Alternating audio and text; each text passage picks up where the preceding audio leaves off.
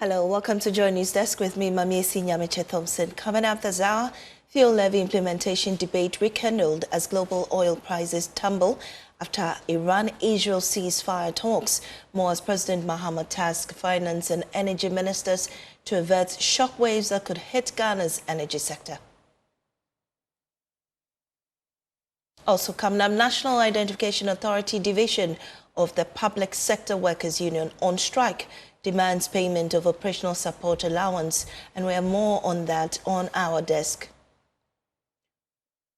We'll also tell you the story of a student living with a physical disability forced to climb 3 floors to his classroom as many schools refused him admission because their buildings could not accommodate him.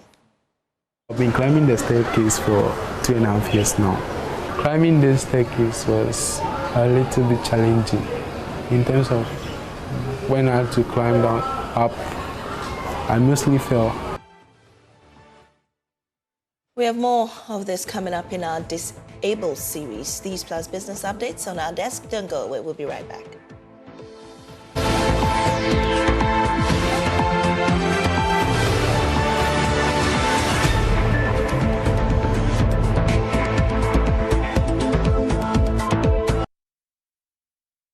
Despite the work we have done in stabilizing the economy, Ghana is not immune from the shocks of global events. Recent events in the Middle East, which involve an exchange of missiles between Israel and Iran, have started to escalate crude oil prices dramatically.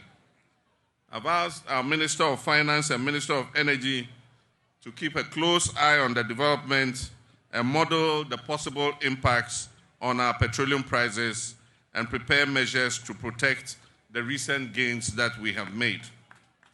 Well, there's a fresh twist in Ghana's fuel pricing conversation, and it's coming just as tensions in the Middle East simmer down. Oil prices hit their lowest in 2 weeks today after Israel agreed to a ceasefire with Iran, following a diplomatic push by U.S. President Donald Trump.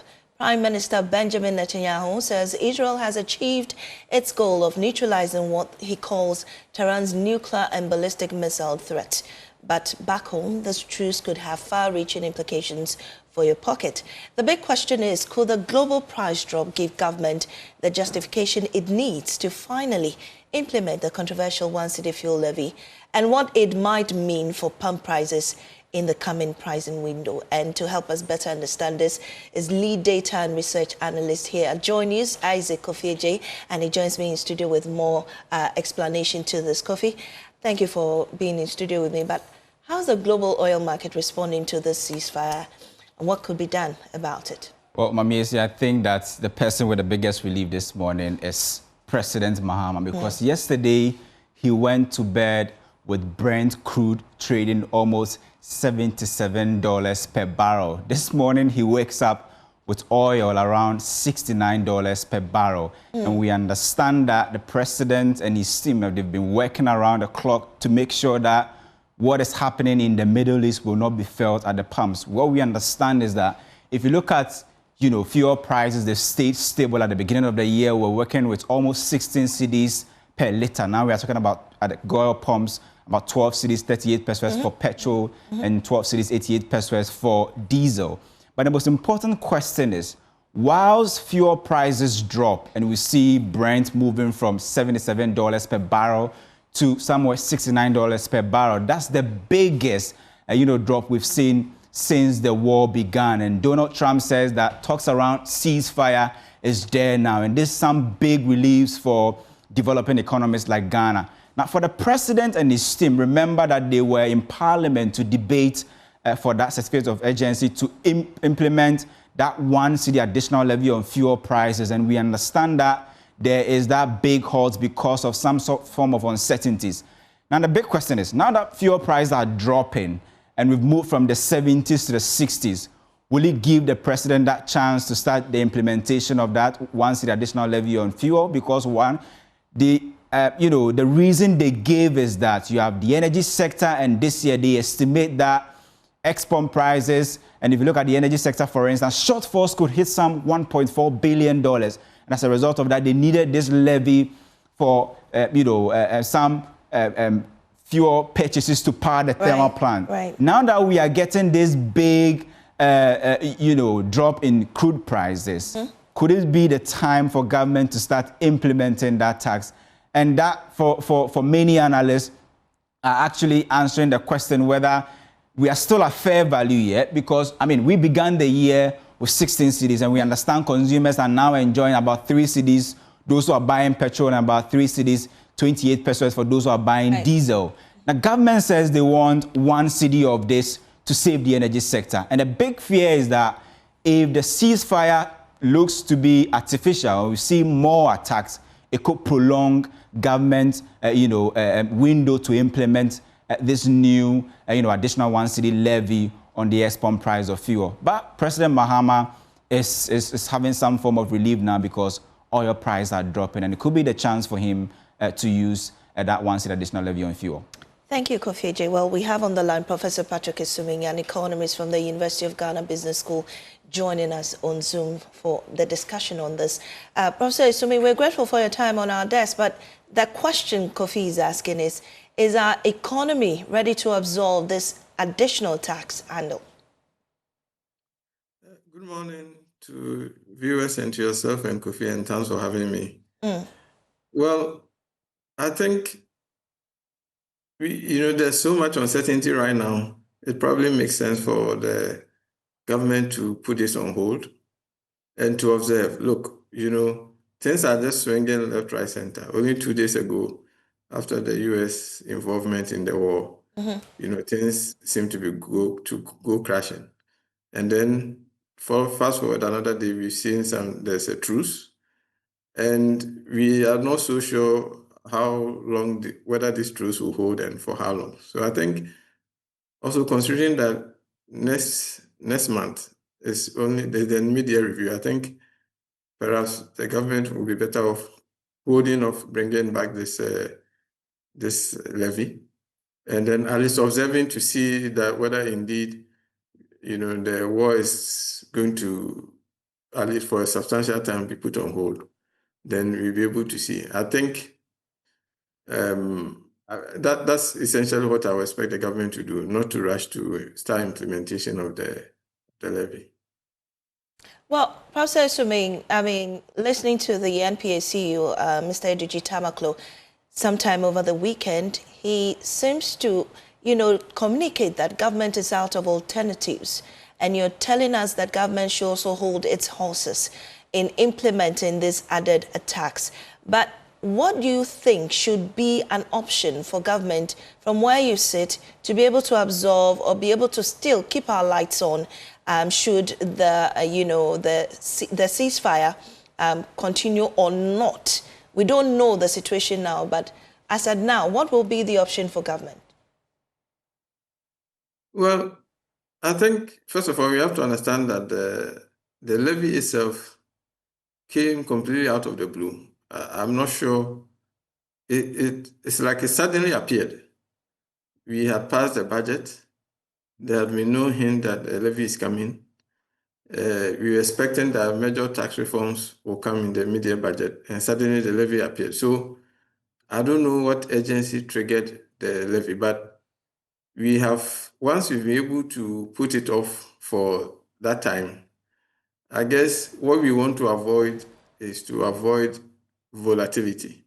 So we don't really, the economy and the government has gotten out to a great start. The economy is recovering. I think it would be good that we don't do anything that will turn the momentum or to also turn the public, the extremely goodwill that the government is enjoying from the general public. I think that the public will understand that new sources have to be found. But my thinking is that we are planning to reform our VAT system, our VAT anyway.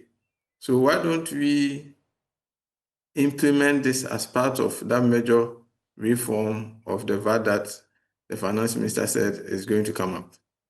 However, if the government feels that it's so urgent, I think it's important that we don't see an immediate increase in fuel prices at the pumps. I think that is where it will all come crashing, because we've seen consistent reduction And I think when it was first announced, there was some communication that is not going to result in higher prices. So if there are more savings that are coming the way, and the government uses it to absorb that, that will be easier to understand. But we have to understand that with or without this levy, government still need to do a lot to reform our tax system and rake in more revenue. So I think, yes, the levy might bring some short-term relief in terms of the constraint government is speaking about, but it's an inevitable thing that we have to do, that we have to do more to raise more revenue, improve the tax collection, reform the inefficiencies, and even in our VAT system.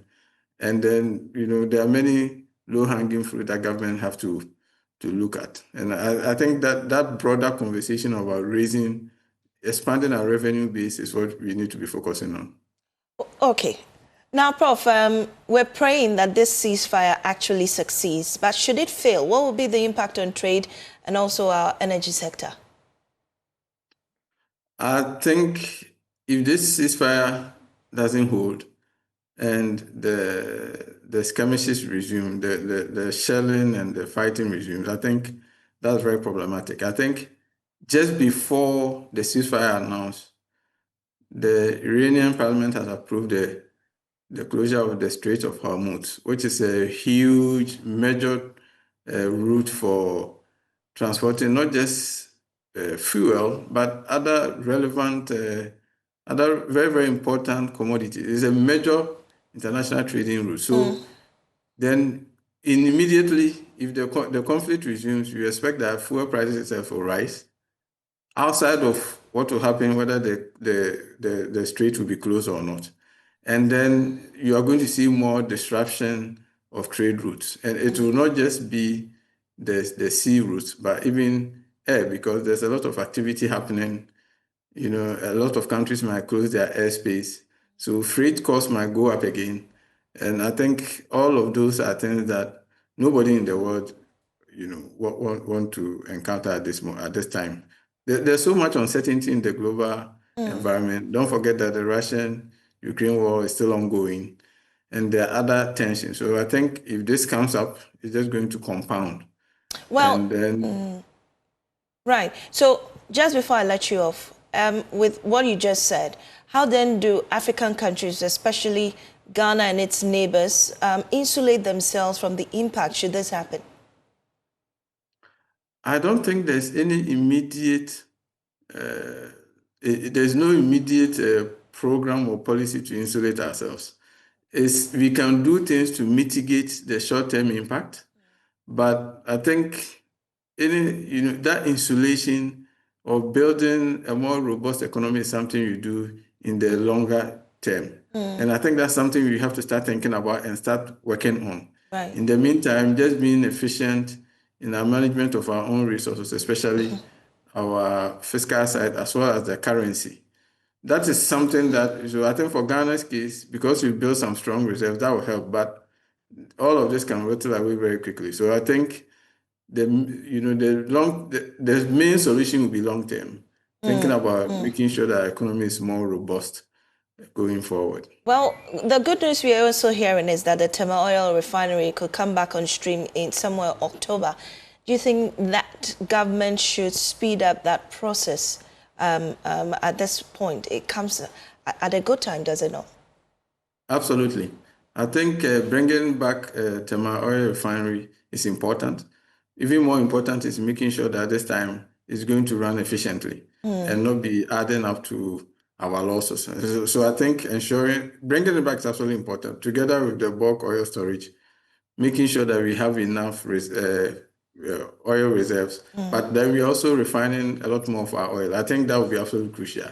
Right. But we don't want to bring it back to come and add to our losses and our debt. So if you are bringing it back, it's absolutely important that it's run efficiently. Right. Thank you so much, Professor Isuming. Professor Patrick Isuming is with the University of Ghana Business School. Join us this morning on that discussion on the impact of the Israel-Iran war. Well, away from that, the National Identification Authority Division of the Public Sector Workers Union is on strike. The group is protesting a delay by the Finance Ministry to provide, quote, definitive commitment or timelines regarding payment of operational support allowance. A statement from the group reads that following a resolution by the Divisional Executive Council of the Public Services Workers Union, NIA, and after a final round of engagement with the Ministry of Finance on June 23, we write to formally inform you that the union will embark on an indefinite strike action effective Tuesday, which is today. And this difficult but necessary decision has become inevitable due to the Ministry of Finance's failure to provide a definitive commitment or timeline regarding the payment of the operational support allowance, the only allowance NIA staff get to supplement their meager basic pay. This allowance was the outcome of extensive negotiations concluded in July 2024 between the Government of Ghana's team comprising the Fair Wages and Salaries Commission and the Ministry of Finance and representatives of the union. Now, in line with the agreement reached, payment of the allowance commenced in August 2024 and continued through to December 2024. Unfortunately, these payments have stalled since January 2025. Throughout this period, staff have been exercised considerable patience and restraint, largely out of respect for assurances from NIA management, who communicated that tireless efforts were being made to resolve the matter and resume payments. Well, this industrial action is not taken lightly. It reflects the deep frustration of staff who have endured this situation for far too long amidst persistent neglect. Consequently, all PSWU members at the NIA are directed to withdraw their services indefinitely starting Tuesday, June 24, 2025, which is today, until legitimate concerns are addressed and outstanding payments resumed. Well, let's engage John Sampa, Deputy General Secretary of PSWU. Officer Asamoah is also Labour consultant, and he's also joining us on the line. Let me start with you, John Sampa. You say that the payments have stalled this year. Have you had any explanation as to why this has stalled? Thank you very much, and good morning to our cherished listeners. Yes, we have had some engagement with management who said that they budgeted for it. There is a confirmation that it has been budgeted, so something might have gone wrong. They are having engagement with the Ministry of Finance and with Fair Wages and making sure that they resume. And that engagement has spanned from January until now. So management has done very well by engaging the workers, and they are the people that interface between the Ministry of Finance and also the workers. So yesterday we were invited by the Deputy Minister for a last-minute meeting, and we thought that they were just going to tell us that the money will be paid. But over there, he said that although the management had the impression that they have budgeted, they have defended, and therefore the money was available, something went wrong and that it was not captured very well in the budget. Technically, what it means is that it was not budgeted for. And so we have to give them time to find ways to get money for us. The truth is that it didn't go down well with the workers.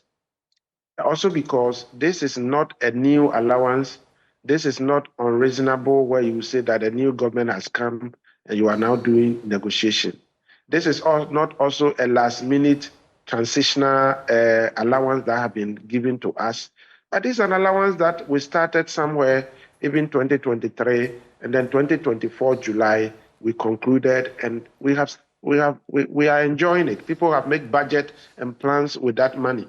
This is not so much. People, different organizations have different allowances that are even far bigger than what we have. So it is so difficult for our workers to understand why the money is not coming. The fact that we couldn't have a definite timeline that, let's say, by the end of July, you will get your money together with it back pay, or maybe you will get it in August, was something that was difficult for the workers to actually accept. So, And that is why so you did ask for timelines, but weren't given. Yes, we did ask for the timelines, but he said that he cannot really say of a certainty. Well, he said his minister was not present, so he will not be able to speak authoritatively to that. But the truth is that there wasn't anything like another meeting had been scheduled, and that by next week we will draw conclusion on the matter. We thought that was not commitment enough, and So, the workers could not accept that. Till when will you continue the strike? It is an indefinite strike. We strongly believe that government should definitely find a way to call the workers and let us have some conversation around it. And this is not a new allowance. This is something that they were enjoying already. I strongly believe that it is not beyond government and labor to talk this thing over and make sure that the workers resume work immediately. Do you think you've acted too rash? I mean, the new government just assumed power. I believe they're still going through situations, trying to abreast themselves with what they took the reins over from the previous administration. Don't you think you could give them some more time to come through the things and at least give you an appropriate time for you to be paid? So thank you very much. That's a good question. The point is that if you look at the Public Services Workers Union, we unionize a number of organizations that are very sensitive, and we are the least that go on strike.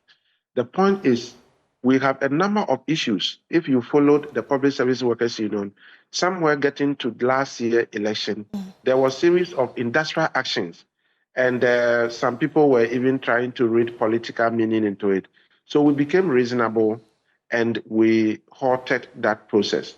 When the new government came, our workers are on us to call strike. But we want to be reasonable and responsible that this is a new government. They are putting together the government machinery and systems, and therefore we need to give them some time. So that is not really about new allowance. If it's about new allowance, we have a number of organizations that don't have anything at all. It has been determined at Labor Commission that there is mandate to be given because those people deserve allowance. When the new government came, people are calling on us to go on strike, but we are not able to go on strike. But this one is an allowance that has been agreed already. The people are enjoying. Imagine every month, you know that you will get 2,500 Ghana cedis. And then all of a sudden, by January, you actually started getting 2,000 because something has gone wrong. You thought that within just 1 month, 2 months, it will be fixed. You have dialogue and have backdoor negotiation or discussion with your management, with stakeholders, and up to now, it has not been given. Right. So that is the reason why we are embarking on this strike. Well, we also have on the line Mr. Ofusua Samoa. He's a labor consultant. But just before I go to him, very briefly, why should the customer always suffer for this? I mean, in a situation where there are issues with government, between you and government, the agreement between the client and you, why should the client always suffer for the repercussions of the relationship between you and government? This is a very good question. And this is a question that the stakeholders should answer. That is workers, management, and the government. But the government is the key stakeholder here. You are the one that have employed. You are the one that have promised. It is your agency, Fair Wages Hands, that is under this agreement. This agreement has been operationalized, and people have already budgeted on that. How do you frustrate that agreement? And now you are not able to pay them, and they have been quiet and talking with you for almost 6 months, and you have not still been able to resolve. Government must answer this question, please. All right, let me go to Mr. Ofusua Samoa. You are a labor consultant, and you've sat through countless negotiations between government and workers. What is the mistake government seems to be doing? I mean, we often don't get it. They don't go through, agreements. They break their promises to pay and whatnot. Mr. Samoa, what do you think government isn't doing right? This issue. Yes, before I go to what government have done right, let me just point 2 things out. Now, in the declaration of a strike, a lawful strike by any union, you must give notice of a strike to the National Labour Commission and then to their employers. But in this strike, I fail to see that any notice was given to the National Labour Commission or their employers in respect of the strike. So straight ahead of right from one, the strike itself is one of an illegality.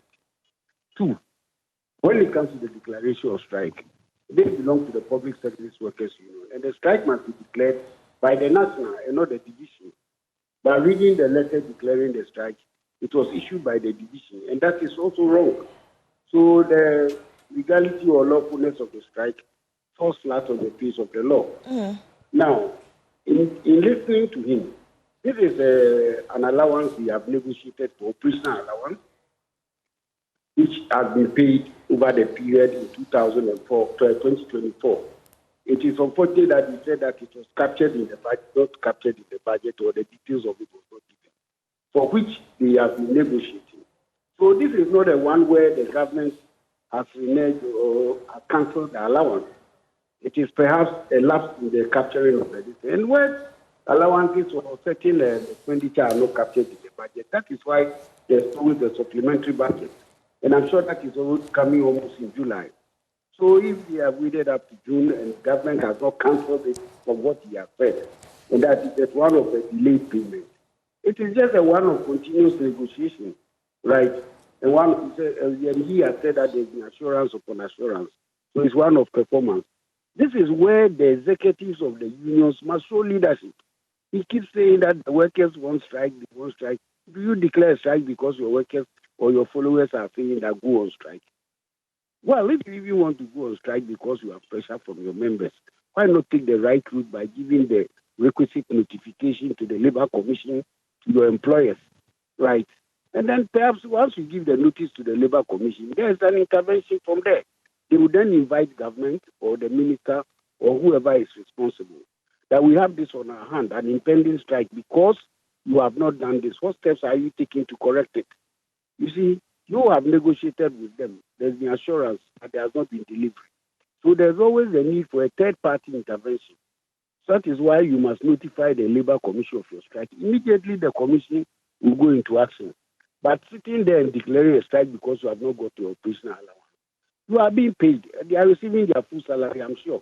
And they have withdrawn all of their services just because of operational allowance, which has not been cancelled, but one of the delayed payments. I think the strike is an unfortunate one. They should reconsider it. And the executive must show leadership by impressing upon their members, yes, to, go back to work while they negotiate, or call in a third party, that is the National Labour Commission, or any other body that could intervene. You see, these opportunities are available for settlement. Mr. Samoa. Yes. Yes. This dates back to June 2024. And yes. The government, you were there then, I assume. Yes. You sat through and they were being paid. But this is yes. where we do not know whether government, conveniently took it out or not.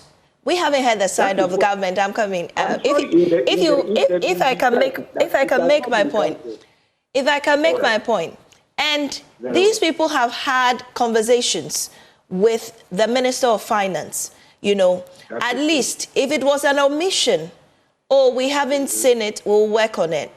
But there's no assurance that moving forward, this will be included in the next budget or the mid-year budget, or even that at this time we're going to pay you, or even we cannot pay you because we do not have this amount of money. There's some form of uncertainty, and with that, it makes the workers distrusting of the government as to whether they'll pay or not. Don't you think they're also trying to push for their right here? Yes, they are trying to push for their right, you might say. But how do you push it? You push it for necessary force. You see, he said that from the interview granted, he said there has been an assurance. There was then it offered. And then he said that in the budget there was an omission. However, there has been an assurance of payment, except that there has been a deficit that has been. You and I know that when the budget is read and there are omissions in the budget, right? It is captured in the supplementary budget, just about 100. They are blinded. You see, so that is why that you have a government paying, they have not solved it. They're just one of the agreements. And it has explained that the failure to die in the earlier budget. But you press for it, that the supplementary budget. And this is not done by declaring strike. It is done by negotiation. And if negotiation has failed between the two parties, you call in a third party. In this case, the National Labour Commission. Yeah, it's a lawful institution to mediate or to get into it and help resolve the problem. But you have failed to bring in the National Labour Commission by giving the requisite notice and just declaring a strike. You see, it has become one too many that people don't want to negotiate. People don't want to take the route.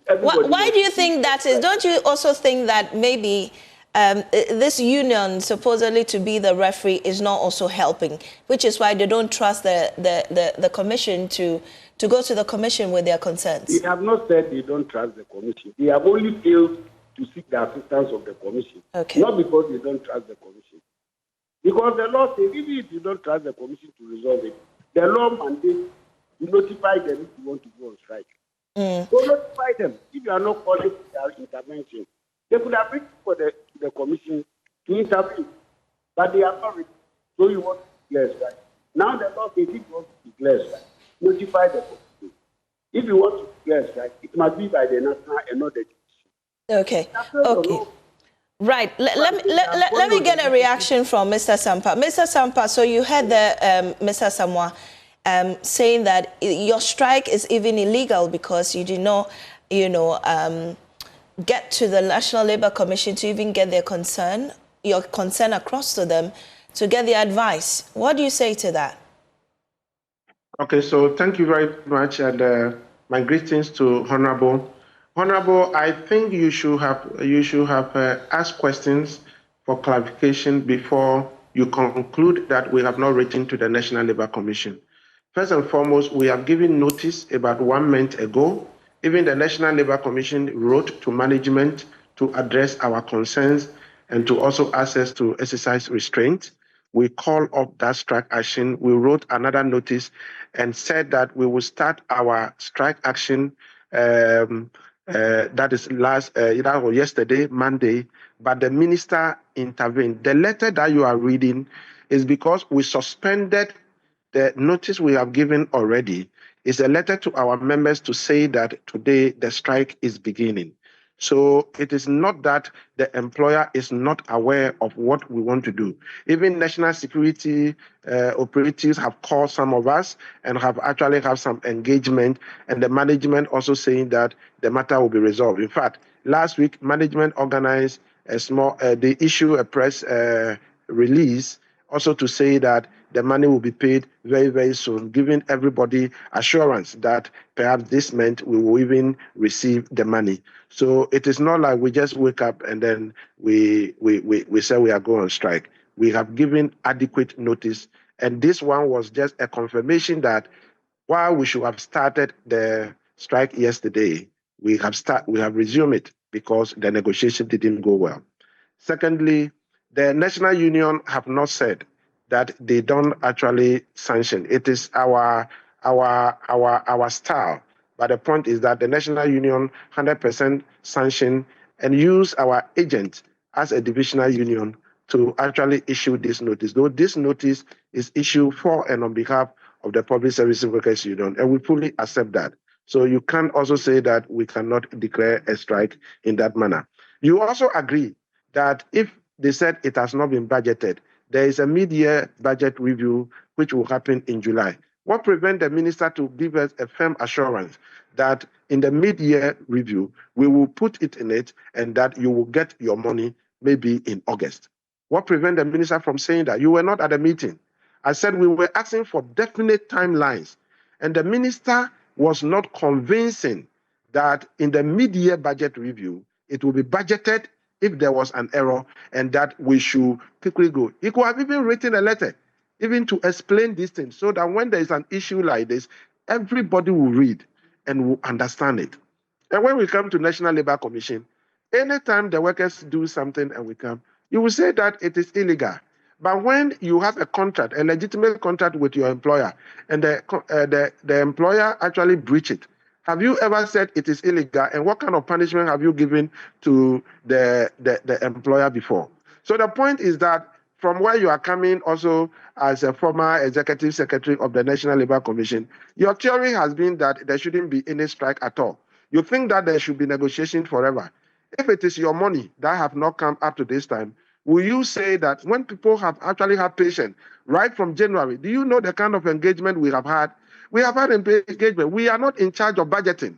It is the management and the Ministry of Finance that are in charge of budgeting. We are not supposed to follow them in their budget defense. Ours is to work. So if we have done all this and something has gone wrong, what is too difficult from saying that we will budget it in the mid-year budget review, and in August you will receive your money? If you have written such a letter and we show it to all our workers who have gone on strike. So this is the bare fact of the matter, and not that the workers. You, Honorable, know that the PSW, we hardly go on strike. But if you hear that we are going on strike, it is because something has happened. Mr. Asamoah, please, being a referee or a former referee in this matter, what then is the way forward now? Yeah, you see, I have not disputed their entitlement. Neither am I defending the government in failure to budget for it. But what I'm saying that in exercising your right, you should go by the rules. Right. He has just said that it is their style. But you see, it is not the style of a union to do their own thing against the law. You are saying that the division declared it and they have the sanctions of the national. But it is the national that must declare it. The national has not come out, and your letter does not state anything. If the national sanctions the strike, let national issue a letter or a notice of the strike. Two, you are talking about suspension of the strike, which should have come earlier. That is not known to the law. You issue a notice of a strike or this thing. There's an intervention. And from that time, the negotiations have gone on. If negotiations have broken down, and for that matter, you have to resort to a strike, you give the requisite notification that failing of the negotiation that was going on, or mediation, or whatever process that was being used to resolve the matter, we are declaring a strike. But if you say that you give notice of a strike, there's an intervention, negotiations have gone on over a month or two, then because it broke down, all of a sudden, a day or two, you go and declare a strike. That falls flat on the face of the law. Suspension of a strike is not known to the law. You are either declaring a strike, you are on strike, or you call it off. Their entitlement for their allowance, yes, it has been approved. And even there has been a performance, the government has done it before. Then they have to continue, unless they have cancelled. I may be sorry for them for the delay. Of course, we recently heard of the nurses and other people who are also in the line. I think that this is the government, we all know the situation. I'm not defending the government. But if they really want to go on strike because of the delay, they should take the necessary steps in the face of the law. I also urge government, already salaries are low. Those even receiving their full salaries and allowances cannot perform the duties they have to perform. So the little that is due them, government should give it to them. So if they have agreed, of course, it may not have been budgeted for. And that the minister must also come out. If you give them the assurance like they have said, it is not the money. But once they get the assurance that created in the mid-year budget or some time for them to get it, they are ready to work. So government or through the minister should do something about it for them to go back. And then the union leadership too, I'll plead with them to exercise restraint and leadership and not to be pressed and pressured upon by their members. Declare strike, and then you go and declare strike.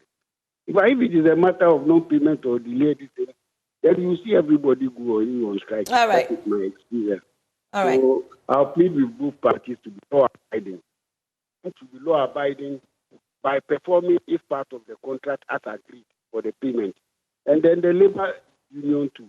The leadership must show leadership by urging upon their workers or their supporters to stay put while they continue to negotiate. The National Labour Commission is there to assist. So please, that is my word for you this morning. Thank you, Mr. Asamoah. Thank you also, John Sampa, Deputy General Secretary of PSW. We're grateful for that engagement on this strike. And you're still watching Joy News Desk on the Joy News channel. We'll take a break. We'll return with sports.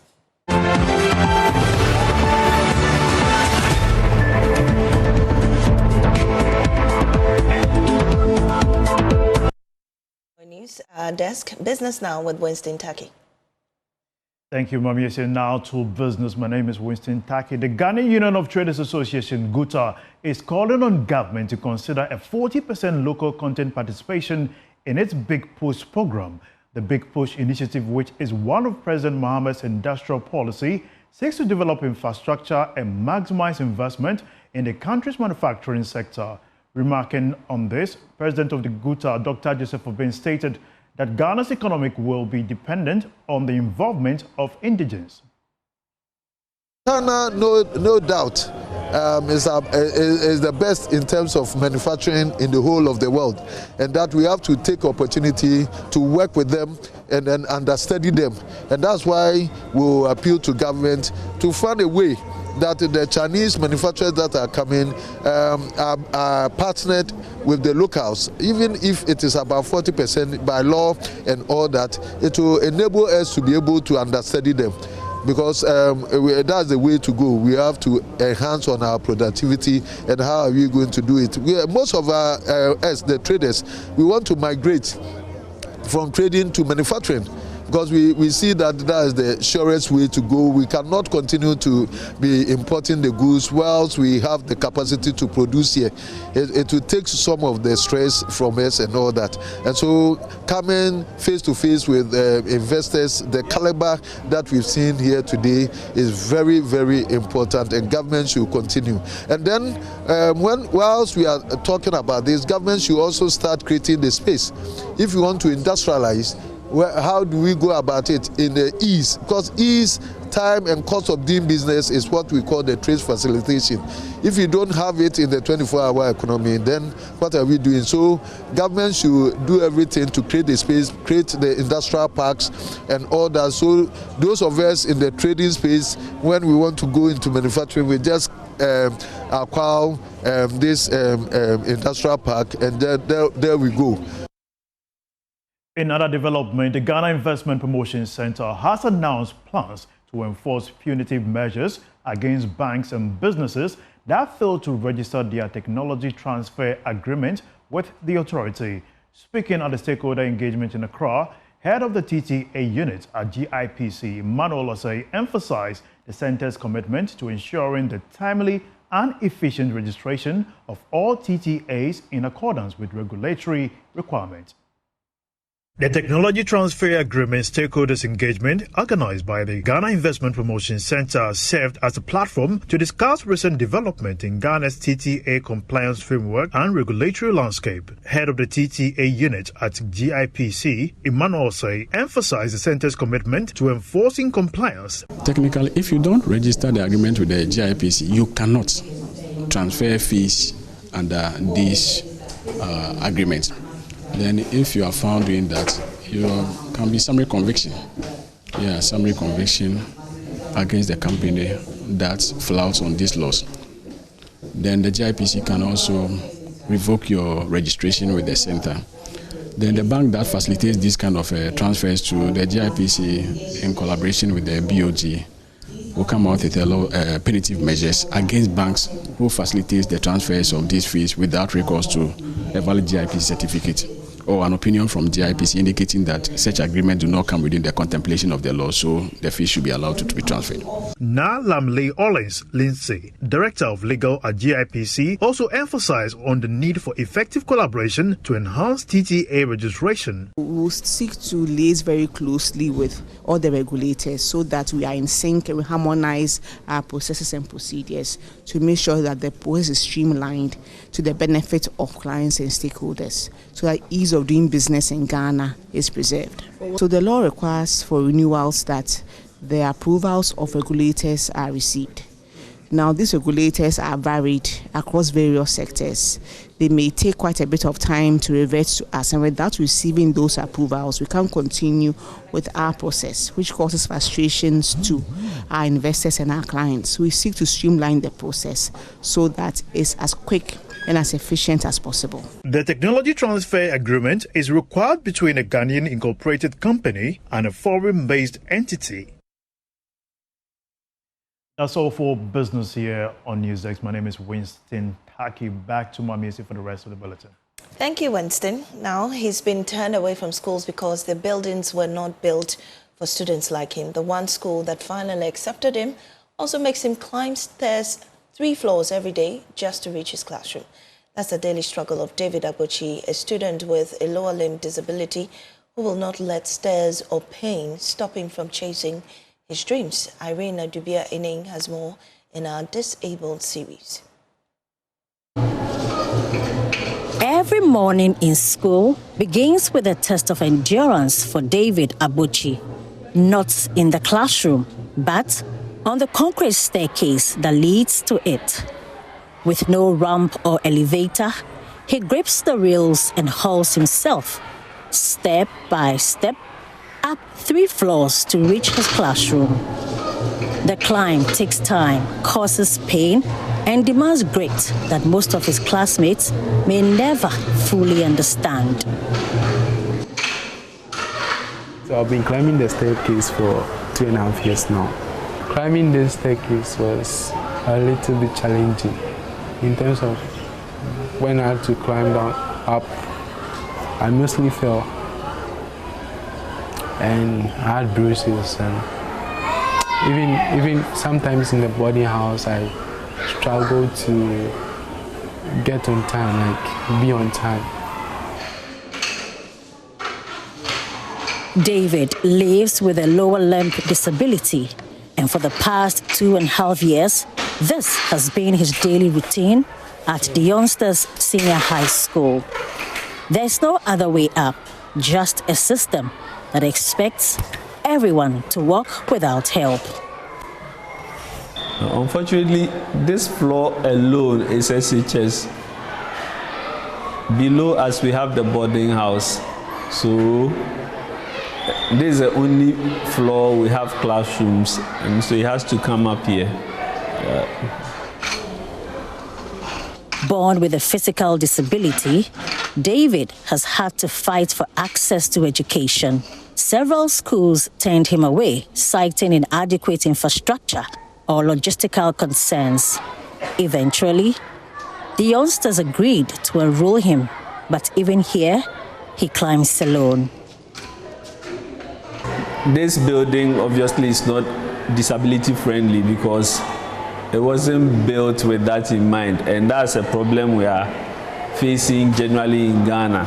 Yes, so to that extent, climbing, there's nothing in this facility that makes it disability friendly as far as climbing to this height is concerned. So he will hold the balustrades and then go down or come up. But once a while he falls and then we have to rush to his aid. So every single person here, including teachers, have all played some role in helping him to be here. I myself have carried his walking aid several times, either from the ground floor up here or from here down there. Yeah, so we've all played various roles in ensuring that he's comfortable here. Support for David also comes from his close friend Abubakar Yakubu, who often helps him manage the steep stairs, walk across uneven paths, and carry his belongings when needed. I have a brother, a younger brother who is after me, just like him, but thanks to God, David's own is better. My brother's own, he doesn't walk, he doesn't talk, he's just lying at home. So I know how it feels to take care of someone like David. Even though David walks and he is lying down, I know how to take care of him. Despite the physical challenges, David is academically strong and holds the position of a school prefect. He's known for assisting classmates in mathematics and economics, the very subjects he dreams of applying one day as a future inventor. I also want to work under a mathematics agency.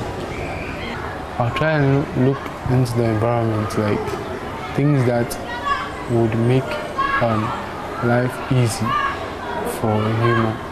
So right now, after this school, I'm planning on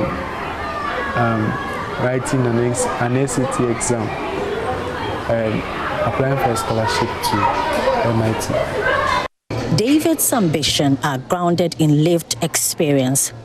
He knows what exclusion feels like, not just socially, but structurally. While Ghana's Disability Act, passed in the year 2006, mandates accessibility in public buildings, enforcement has lagged. Students like David are left to adapt or drop out. Things are difficult for him, and his father is not always at home. His father is a businessman, and his brothers are also outside, so he doesn't get anyone to interact with. So even at times when we vacate and everyone is going home, he decides to stay in the school, so he doesn't go home with us. For like example, midterm, he stays in the boarding house. He doesn't go home. Every day, the stairs remind David of a country that has not yet adapted to its most vulnerable, a country that asks him to adjust to its infrastructure, instead of designing spaces that accommodates his needs. Until that change comes, David will continue to face barriers, not just in his school, but in accessing his fundamental right to education.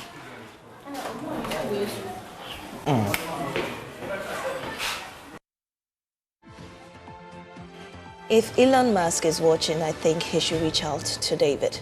And on that note, we bring Joy News Desk to an end. We'll see you again tomorrow.